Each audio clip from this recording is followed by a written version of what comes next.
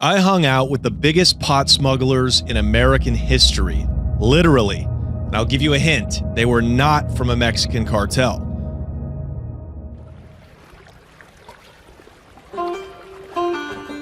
Well, my family were already used to having to poach an outlaw, you know? And then all of a sudden, they realized that these new rangers that they pulled in down there, they couldn't run these islands. So they said, we'll bring the marijuana in. And so then it became a way of life. This went on for nearly over 40 years and 3 generations, and nobody had a clue. And that's a phenomenon in itself, to have an entire town of people remaining silent. We did 55 tons one night just to see if we could do it. It wasn't about the money anymore. It was just about getting the work done. If you don't hear it from me or somebody that actually grew up here, disregard it, man. What I'm describing to you is literally the beginning and the ending of Caribbean marijuana coming into this country.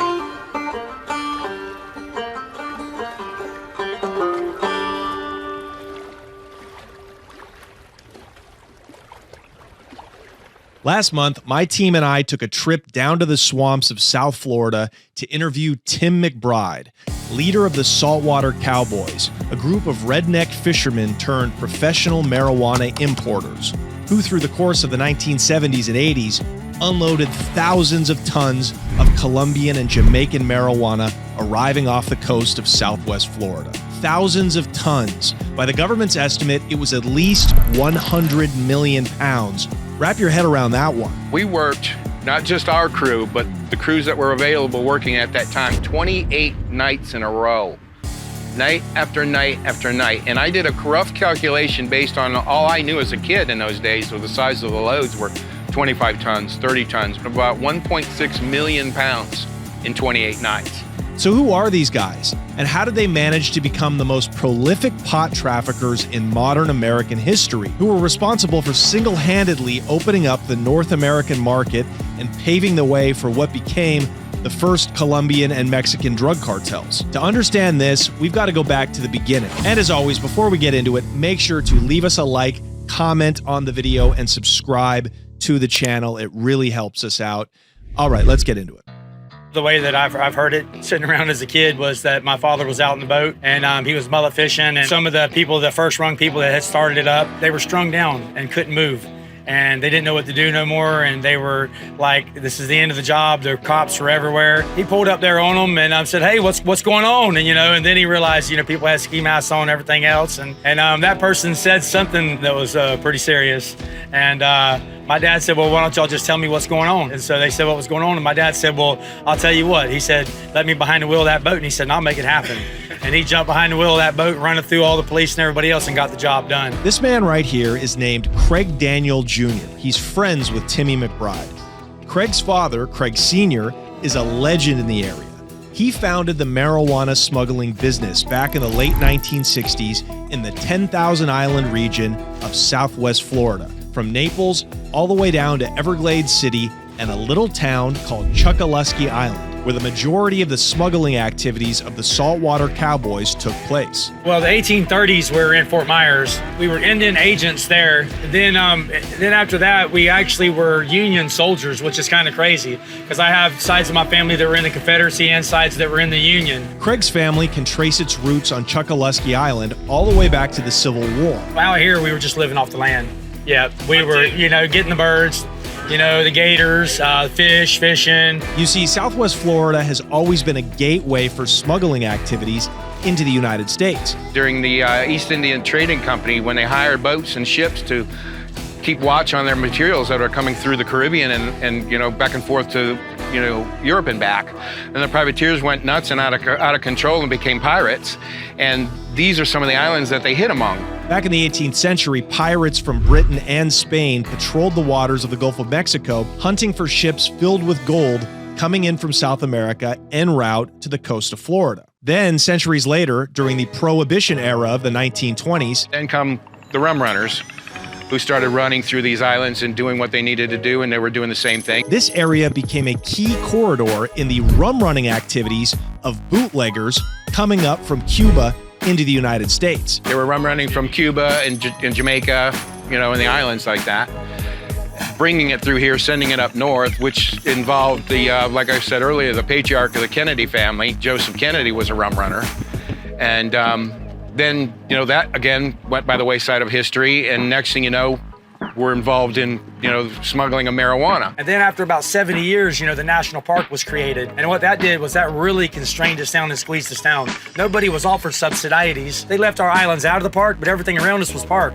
And so you couldn't go out there and make a living anymore. And so people did what they had to do. Times were getting tough.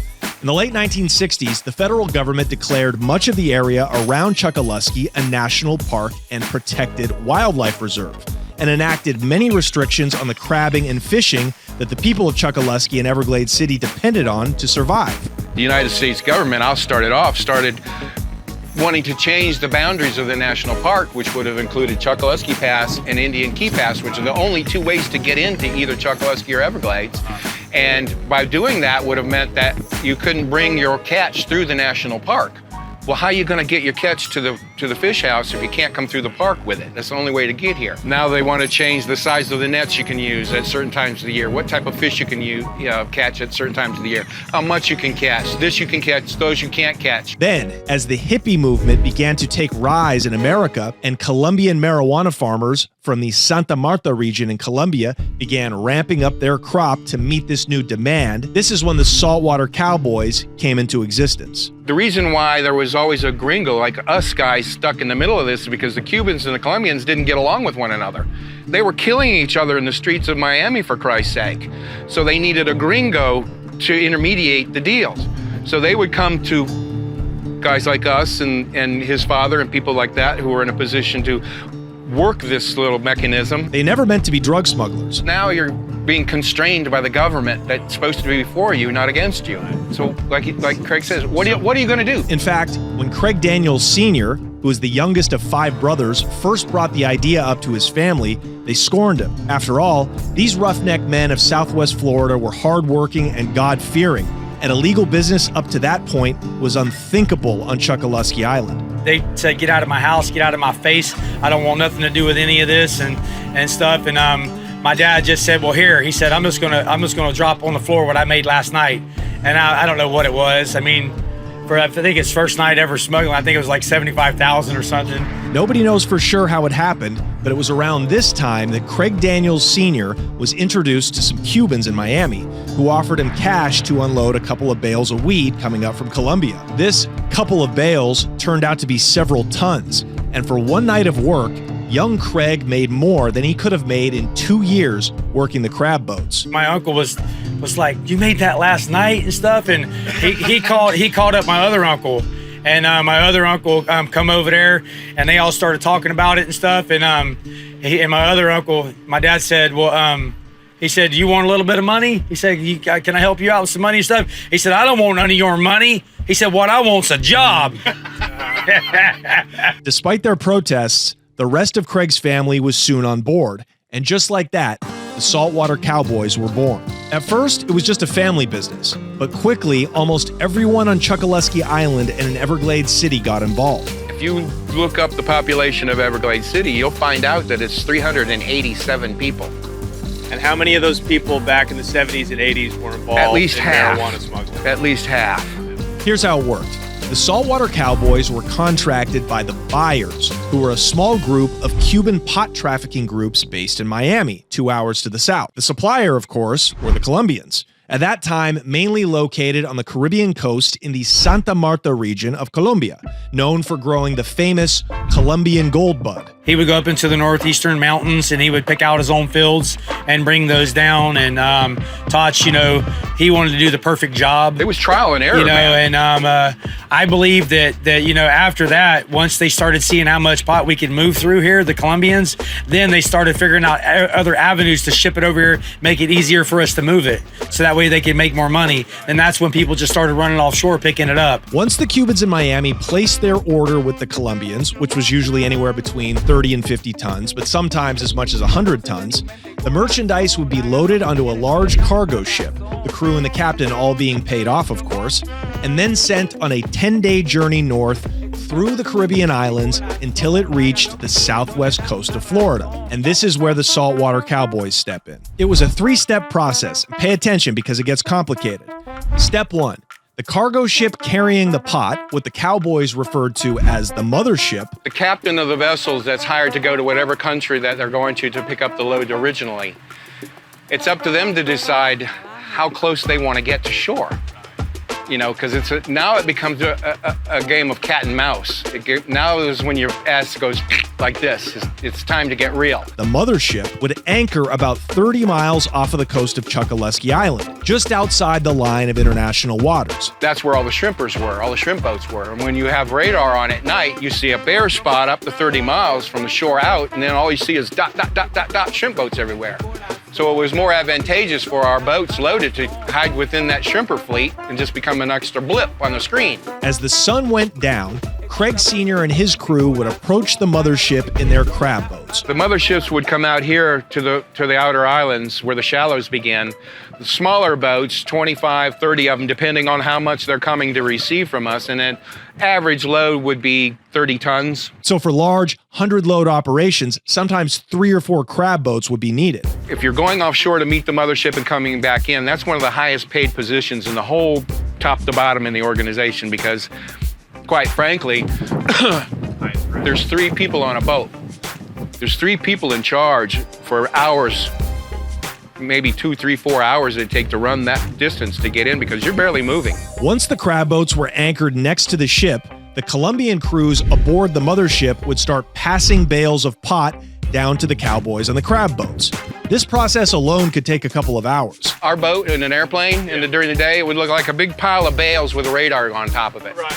Because we'd actually stack them around the bow, around the side of the boat, along the windows the captains would use, and on the roof, just high enough for the radar to turn, and then from the deck up to that height, all the way back to the back of the boat, and then down under the shade that we would stand under to work during the day. Once the sun was down, under the cover of night, the crews would then drive in the crab boats, loaded to the gills with pot bales, right up to the coastline, where they would be met by other crews driving what they called T-craft boats. Each crew would have 6 T-crafts probably, and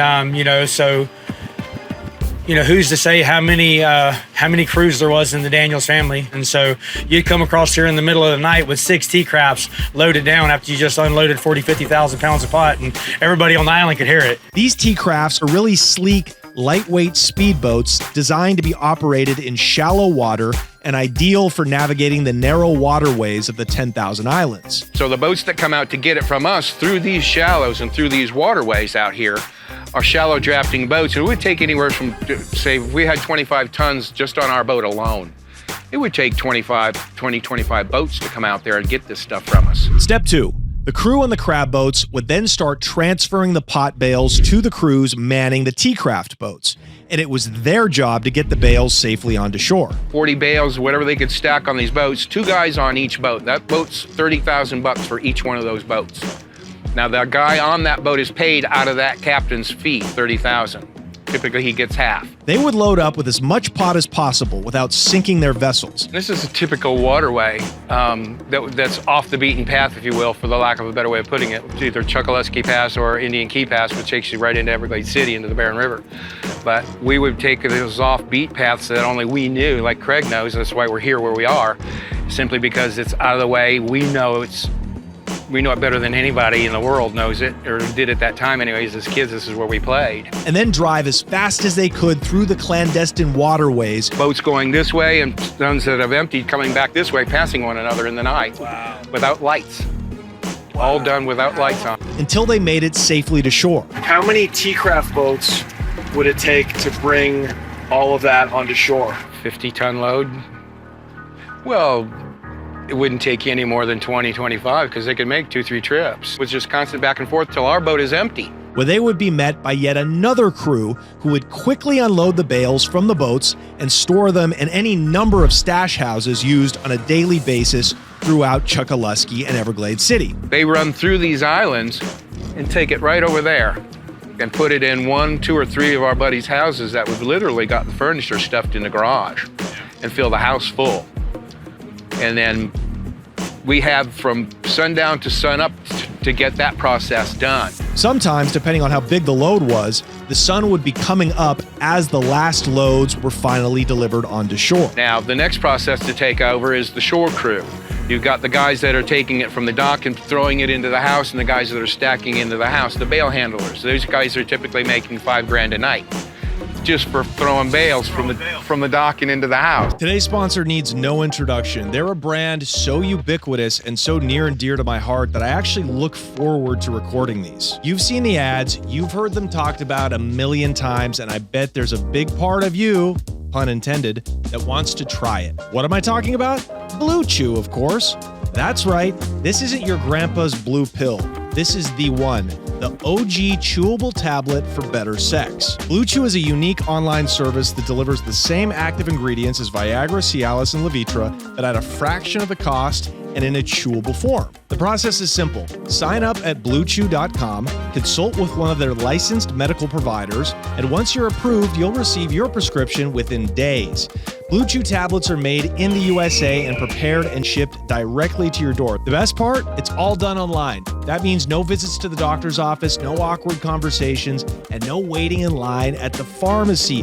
Delivered to your door after a quick signing up on the internet. I mean, they've revolutionized the game. Nothing makes me softer than having to wait at the doctor's office with a bunch of other geeks who also can't perform sexually. That day is done. You could take BlueChew anytime, day or night, so you can plan ahead or be ready whenever an opportunity arises. BlueChew wants you to have better sex. Discover your options at BlueChew.com. I am literally so excited to be working with BlueChew, to be having them sponsor the show. Usually we get offered a sponsor and they give me some kind of sample to try, and that's the first time I'm trying their product. But with BlueChew, I was already a big fan. I've been using these guys for a decade. I begged to get them to sponsor the show, and we're finally here. BlueChew's tablets work, and I mean really work. Gone are the days of performance anxiety or worrying if Little Dirk is up for the game. I can't recommend it enough. BlueChew wants the entire country rock hard. They told me this. That is their mission. They will not stop until every man is bricked up like a brick house, till every tent is pitched, till every rod is raised. Discover your options at BlueChew.com. And you already know what's coming. We've got a special deal for our listeners. Try BlueChew free, gratis, when you use our promo code Mitchell at checkout. Just pay $5 in shipping. That's BlueChew.com, promo code Mitchell to receive your first month free. You cannot do better than that. Visit BlueChew.com for more details and important safety information. And we thank BlueChew. Boy, do we thank them for sponsoring the podcast. All right, let's get back into it. Step 3, transport the pot to Miami. What would happen is that house would get emptied during the next morning, during the next day.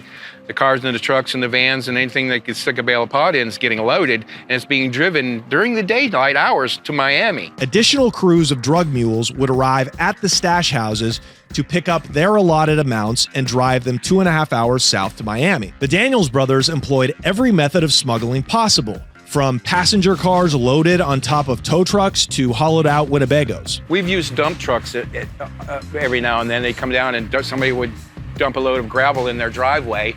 We would 2x4 the tailgate open and stuff the dump truck full of bales and let him drive back out of town. They also had spotters placed on the highways heading out of town who would radio in the positions of the local highway patrol. Once the smuggling cars safely reached Miami, they would head to their assigned location to meet the Cuban couriers. We developed what law enforcement now calls a dead drop.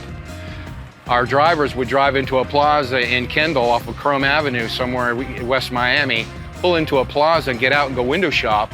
And we would have a person there with another Cuban counterpart that actually owned the stuff, pointing out, that's our vehicle, that's our truck, that's our... They would put a guy in it, go empty it and bring it back.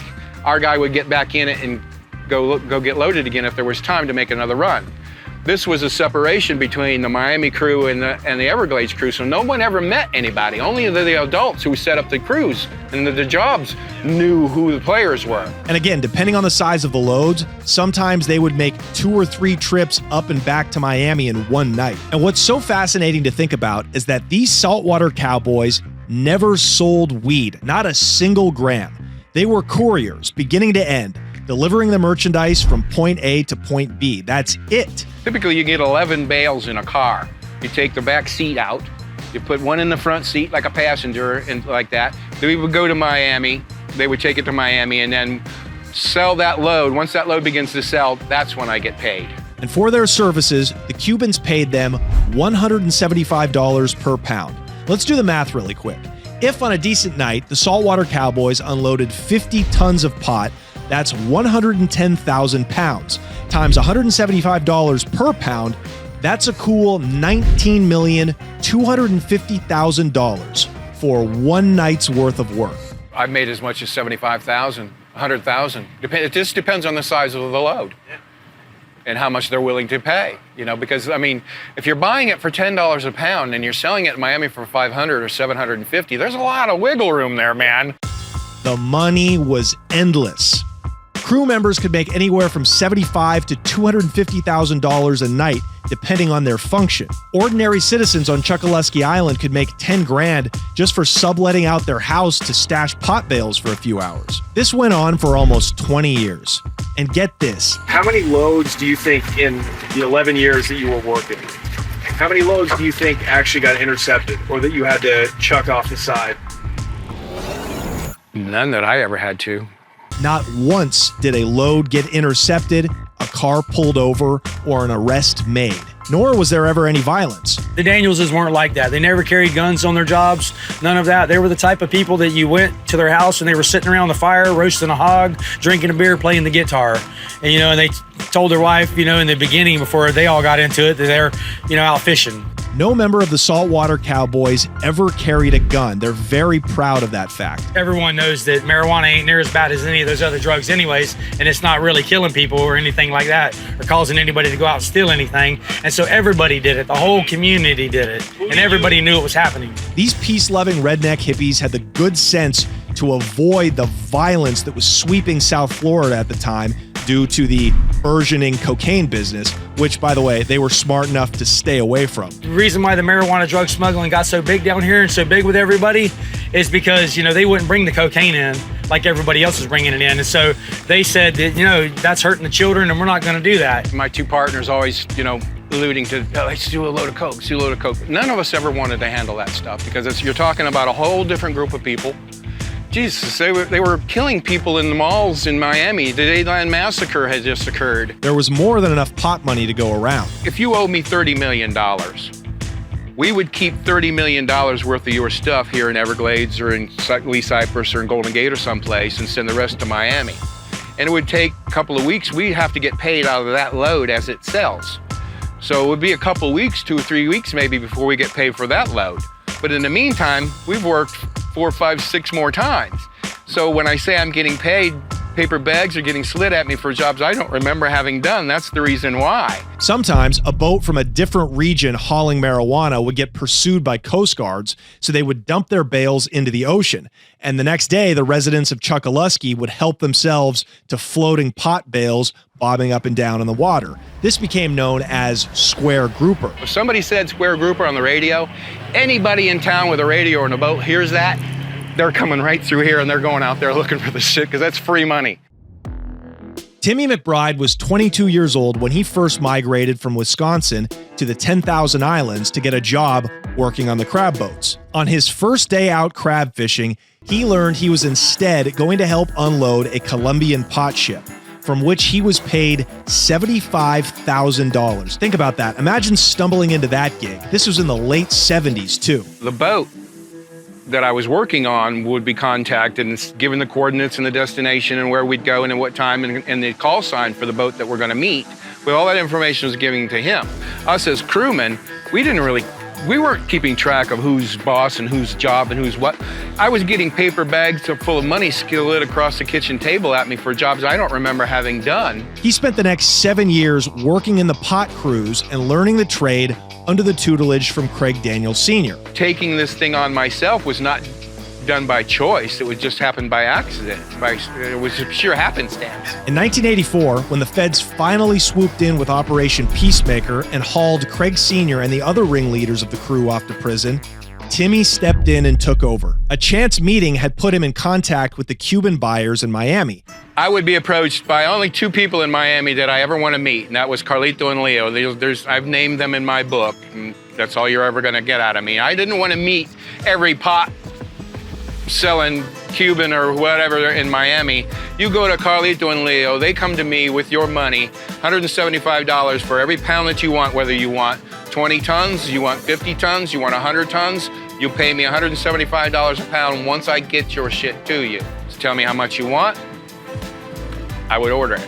Who sent him on a private jet down to Colombia to meet with the boss himself, the head of the cartel in the northern marijuana region of Santa Marta, who also happened to be the cousin of the Orejuela twins, the founders of the Cali cocaine cartel, the most powerful super cartel in history. Timmy would walk the pot farms and inspect the bales and taste the merchandise. I would go down there and pick between rows of bales stacked this way into the jungle, stacked that way in the jungle, 10 feet high, and I would be using the boss's pipe, and the boss is the only name I'll ever call this guy, using his pipe and a piece of bamboo pole with a pipe on the end of it, cut at an angle like a syringe that I could stick the bale, pull out a sample and smoke it with the boss's pipe and say, well, shit, give me all of those you got. The guys would kick them off the pile.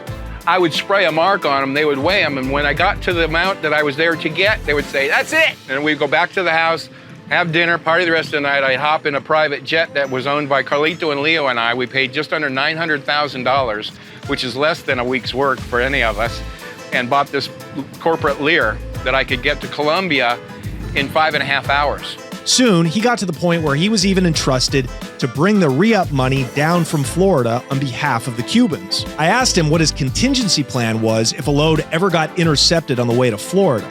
In other words, who takes the hit for lost product? Is it the Cubans or the Colombians? And he told me basically it didn't matter. These guys were making millions of dollars a day. I could buy it in those days for $10 a pound. And sell it for how much? Well, it was selling in Miami anywhere between $500 and $750 a pound. And how much were you buying at a time? The most I ever bought at one time, 200,000 pounds, and then send boat after boat to go get it. That meant with just $300,000, the Cubans could order 30,000 pounds. This meant that even after paying Timmy and the Saltwater Cowboys their $5 million handling fee, this $300,000 investment would net the Cubans almost $12 million. A $300,000 investment is a weekend of bar money. Yeah. For a guy like me. Right. and some of the people that I grew up with. It was impossible to lose money. Where do you hide millions of dollars? What do you do with that money? Anything you want. It was during this time that Timmy also began importing weed from Jamaica, which was experiencing a booming demand for their indica bud, which was of much higher quality and far more expensive than the Colombian gold. What country grew the best pot back in that era? Was it Colombia or Jamaica? Hands down, it was Jamaica. Jamaica, right? It was Jamaican's lamb's bread. He even worked with the Zion Coptic Church, which was made famous by the documentary Square Grouper. These guys were like white Rastafarians, basically, and some of the biggest weed traffickers in South Florida at the time. The Ethiopian Zion Coptics, who ran the Jamaican Ganja, empire, which, by the way, at one point in time was supporting the entire island nation of Jamaica, and their government was supported by Ganja. They exported ganja into the United States, so we were moving literally millions of pounds of ganja out of Jamaica. And at times bringing it right to the Coptics mansion on Star Island in Miami. Timmy was responsible for taking the smuggling operation that had been founded by his predecessor, Craig Sr., to the next level. I've seen 40,000 pounds of Jamaican lamb's bread come in kilo bricks, individually wrapped kilo bricks, stuffed in another burlap croaker sack that had Marlboro cigarettes on the side of it. All these little kilo bricks inside of each individual package like that, a whole 40,000 pound load like that. So much stuff was coming out of South America that at one point in time they ran out of burlap to put it in. He built lookout towers along the coast of Chokoloskee Island. He upgraded the T-craft boats and the radar and the sonar systems for the crews on the crab boats. The wheel was already invented. We just made it a little more sophisticated with new equipment, new technology. We had parabolic microphones, which the older generations never had. We had handheld radar, which the older generations didn't have. They were and even still, even when I was running, there was no GPS. We were running off of what was called a LORAN, long range aid to navigation, is how we navigated the waters out here and got our waypoints, out of that technology. But that only helped to, make the loads bigger, which made it more profitable. And formed packs with other pot hauling crews. I was not only using the Everglades crew that I grew up with, there was also a crew in Goodland, there was one in Marco, there was one in Naples, and one in Pine Island. So if it wasn't able to bring it in this direction, we would go another direction up north, and even as far as Steenhatchee, which is up in the Panhandle. He paid off local sheriffs, prosecutors, and even judges. And that's why, in 1987, when the feds raided Chokoloskee Island in Operation Peacemaker Part 2, Timmy knew about it beforehand. It was a gigantic multi-agency operation. Involved in each of these operations were over 250 federal agents from every branch of law enforcement from across North America, descended on this little freaking 2-island town and started grabbing people. Well, when that happened, now we're verging on the 90s. Caribbean marijuana, quite literally at that point in time, stopped coming into North America. That's the significance of what it was we had done for 3 generations. Timmy himself went on the run for a little while, but then eventually turned himself in and ended up taking a plea deal for 10 years, of which he served about 7. Not bad for transporting 100 million pounds of weed. They were giving out sentences that were like 36 months. Yeah. Ridiculous sentences. Well, they weren't having the desired effect they were intended, so they changed the mandatory sentencing guidelines because of us to mandatory minimums across the board. So now when you get caught doing what we're doing, you have one indictment, that's a mandatory 10 to life on 1, 2, 3, 4 times over. So you have a 40-year mandatory to life sentence and $1 million fine on each count. And it was this second Operation Peacemaker that wiped out the gang for good and effectively ended smuggling in Chokoloskee and the 10,000 Island region of South Florida. That literally ended marijuana, Caribbean marijuana, from coming into the country of any significance. This was now the late 1980s, and the Caribbean smuggling routes from South America for both cocaine and marijuana had all but closed down. The Caribbean marijuana now went to North Africa and into Europe. That's where that market went. And it still goes there today. And the new cartels from Mexico began to monopolize their grip on the drug smuggling business into America. I asked this guy from Homeland Security to be honest with me and truthful and tell me what you think of, percentage-wise, your success of interdicting marijuana coming across our southern border from Mexico. It didn't take him but half a second to answer me. He said, maybe 1%. And I said, thank you. That's the most honest answer anybody in law enforcement has ever given me. Furthermore, as marijuana strains became better and better, first from Mexico and then in the early 90s out of Humboldt County, California, there was no longer a demand for the Jamaican or Colombian weed sent over by the tonload. The new generation looked at that stuff as garbage. So the Saltwater Cowboys would have eventually gone out of business even if the feds hadn't taken them down first. Still, their place in American drug smuggling history cannot be denied.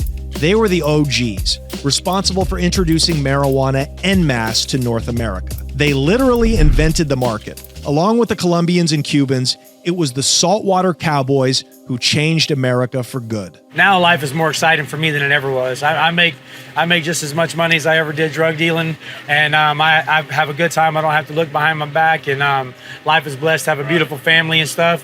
And I must say that I still get high, I still get drunk, and I still sling stuff. But I just get high in the Lord, drunk in the Spirit, and I sling the Word of God now. Yeah, there you go. Amen, brother. All right, you guys, that's been today's episode. Thank you so much for watching. I hope you loved watching it as much as we loved making it. Make sure to leave us a like and a comment and subscribe to the channel. We will see you next week. Take care.